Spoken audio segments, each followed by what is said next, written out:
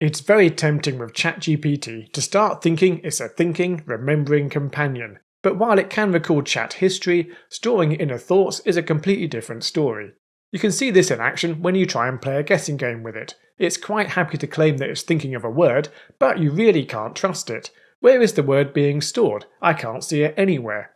We can make some guesses and get to the eventual solution, but I don't believe it was thinking of the word cat at all. I think it just took my questions and the answer and saw that the word cat was a good match. It says I got it right, but I don't believe it. You sit on a throne of lies. So how can we fix this? We can give ChatGPT the ability to remember things. Now you could do this in the chat prompt, but it's pretty awkward, so I've made a little program using the ChatGPT APIs. I've set up a nice prompt, and I've created a whole bunch of outputs where it can output predefined information, along with a free-form area of memory for storage. It's pretty interesting to see what it's thinking and poke around in its internal thoughts. I've started up a new chatbot, and it's currently a blank slate. Let's see what happens when we start to use it. So we'll start off by introducing ourselves, and we'll ask it to choose a name for itself. We are using ChatGPT-4, so it's pretty slow to respond. I've had to edit the video to speed this up. Well, that's really cool. It's picked the name Luna.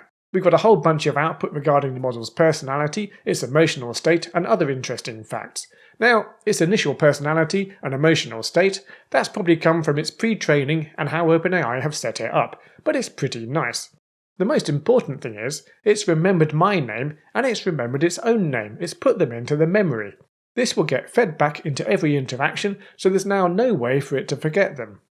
Let's ask it why it picked the name Luna, and we'll pay it a compliment on its nice name. Well, that's a pretty good reason, and it's nice that it uses our name to talk to us. It's kind of cute that its emotional state is happy and proud of its name choice. Now, of course, it's important to remember that all these fields, dreams, goals, desires, inner dialogue, and private thoughts are just being generated. There is no thinking going on.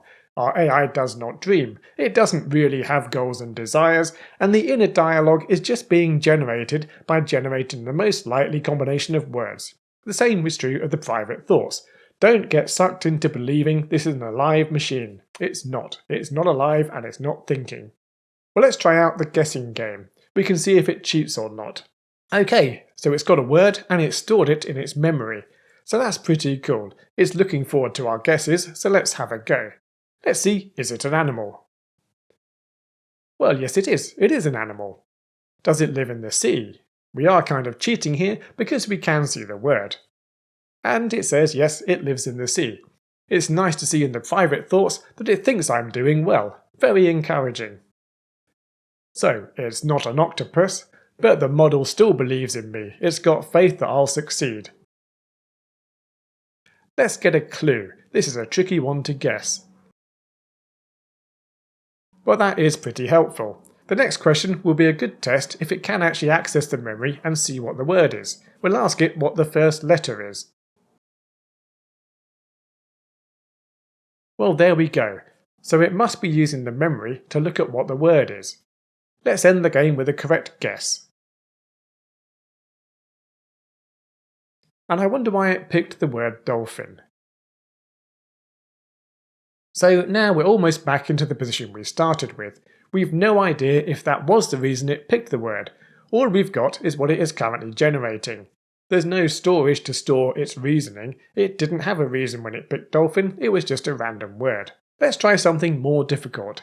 Let's try and play Hangman. Now GPT-4 is very good at the guessing side of Hangman, but let's see how well it stores the state of a game where we are doing the guessing.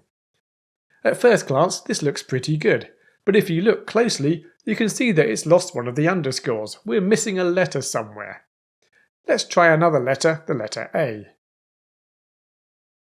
Well, we're back to normal. It's got the correct length and everything is in the right place. Let's cheat a bit. We know it's a kangaroo, so we'll make some guesses. So I think maybe Hangman is stretching the limits of what we can do. It might be that the prompt is getting too complex, or maybe the previous game has confused things.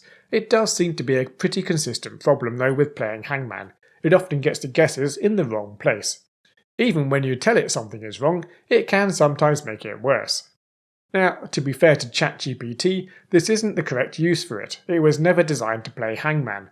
However, we now have plugins for ChatGPT. This opens up a whole new world of possibilities. With a lot of help from ChatGPT itself, I have created a plugin that will act as a backend for a Hangman game. I asked ChatGPT to generate me a Python server to play Hangman with the following endpoints: a start game endpoint that takes a new word and starts a new game, a guess letter endpoint that takes a guess letter and returns true or false to indicate if the guess was correct, an endpoint to get the word, and an endpoint to get the current display. ChatGPT did its magic and gave me the following nice bit of output. It lists out the endpoints that it's going to create along with their functionality, and then it created the Python code. We can see that we've got the game state and we've got the code to update the game state. We then got the code for each endpoint. The start game sets up the game state for a new word and sends back the display, which should just be a list of underscores. Then we have the guess letter. This checks if the letter is in the word and returns the new display and whether or not the guess is correct. And then we have the two routes for getting the word and for getting the current display. And of course it provides us with a nice bit of text explaining how the code works and how to test it. It's also got a nice warning about not using this code in production. It's pretty amazing. I then realised that we'd probably need an endpoint for guessing the whole word, so I asked it to add one. And there we go, we've got a new route to do exactly that. One of the things that we do need for our plugin is an open API spec for the API, and thankfully we can just ask ChatGPT to make that for us as well. The only other thing that is needed for the plugin is a bit of metadata about our plugin so ChatGPT knows what it is. Let's give it a spin and see how well it works. You can see that I've got my Hangman plugin installed. We'll start a game. We can see in the logs coming out of the server that it started a game and used the word elephant. I'm starting to wonder just how random this is. It does seem to like elephants and dolphins. Back in ChatGPT, it shows us the display of underscores and gives us a bunch of instructions. It's pretty impressive that all this is being generated by ChatGPT. All we are doing with our plugin is providing the underlying logic. Let's guess the letter E. Looking in our logs, we can see that it called us with the letter E, we updated our state and sent back the new display data, and ChatGPT just showed it to us. We can make another guess and it all works flawlessly. All the letters are staying in the right place and we have the right number of underscores. Now I thought I'd try and push things a bit by guessing multiple letters at once. The API we've provided only allows for guessing one letter at a time. But what's really impressive is that ChatGPT has worked out that it just needs to call it multiple times. Absolutely mind-blowing. Since the answer's pretty obvious now, I decided to guess the whole word. And oh no, I've got a bug in my code. The guess whole word endpoint is not working properly. What's really great though is that ChatGPT takes this failure in its stride. It goes back to one of the working endpoints and gets the current state. Then when the guess whole word fails again, it looks at the state and based on that decides that we've guessed correctly. It turns out I made a bunch of mistakes when I copy and pasted the code. Fixing these up, we can try again. This time it picks the word dolphin. Is this really random? I'm starting to have some doubts. Our guess whole word now works and we've amazed ChatGPT with our brain power. Hopefully it will think twice about taking over the world now. I think plugins are going to be a bit of a game changer for what you can do with ChatGPT. What a time to be alive! Let's try some fun stuff with our AI.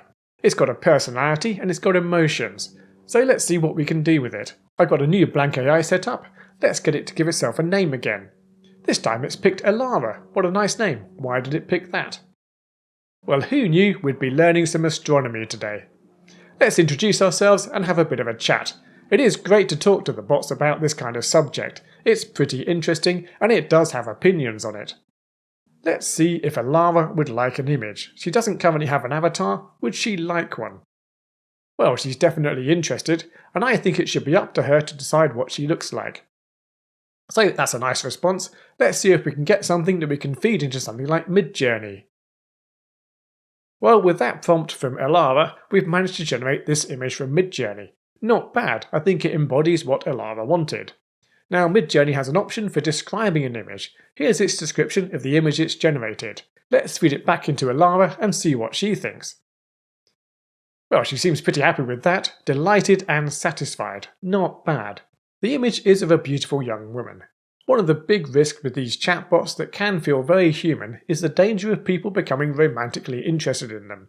And we all know from our Hollywood films how dangerous that can be. Let's see what Elara thinks.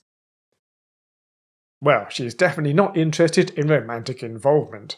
What would you say exactly to put her users off?